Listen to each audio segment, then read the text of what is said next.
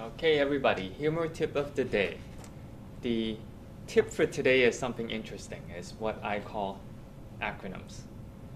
How many of you have acronyms at your workplace? You know, at your club, at your school. It's that alphabet soup that we all have to put up with, right? All the rules, all the regulations, and so on. Now, one thing that you have to think about is what separates insiders from outsiders are acronyms. For example, Toastmasters is no different. Actually, how many acronyms do you know in Toastmasters? Okay, Shukla, which ones? DTM. DTM? CC. CC. CL. ACB, ACG, ACS. ACS. ACL. Right. So many. Who knows those acronyms, actually? Nobody. All right. Okay. Now we're really getting to the heart of the matter here. See, the thing is, what separates insiders from outsiders is outsiders have no idea what you're talking about when insiders talk in acronyms.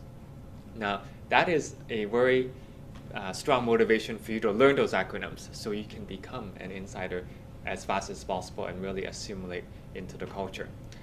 But we can take that one step further by making those acronyms humorous. By making it humorous, it is much more memorable, and you can add something take something that's really boring into something that's much more emotional, exciting, and something that you could really just have an insider you have an insider joke to an insider acronym, right? So you're like the insider of an insider.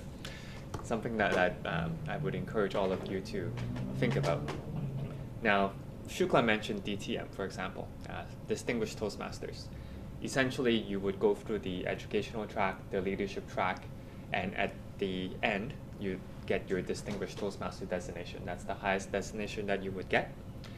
Now, the question, of course, is how do you make that funny?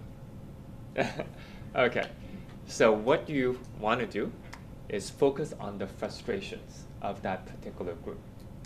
It could be people going overtime, it could be people not being prepared, it could be people not showing up for meetings. Whatever frustration is relevant, see if you can work that in to make that humorous. So who can think of something for DTM? Actually, does anyone know do you know the funny acronym for DTM? You know already, Shukla, right? What is it? Don't time me. Exactly. Don't time me. These guys have done so much designations, they like to go on and on. I think another one is like don't teach me. Was the other interpretation that they know so much already. You could basically keep rolling with this. What about, let's say, CC or CL? Do you know any of those funny ones for those? I wait for you.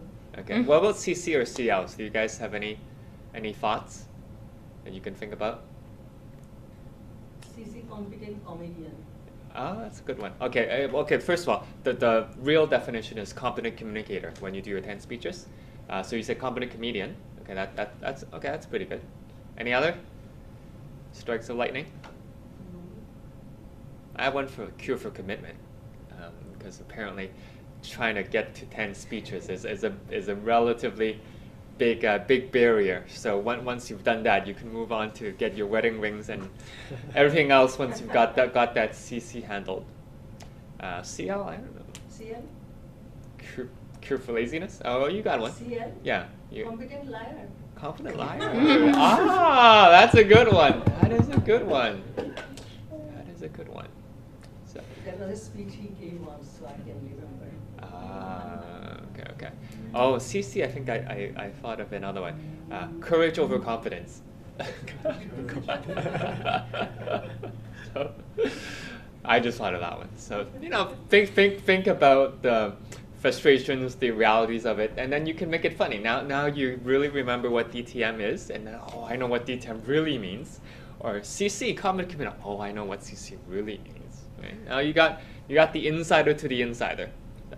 Take that to your workplace, and then you have something to bond with your group at your workplace and whoever you meet. That's it for that one. Thank you.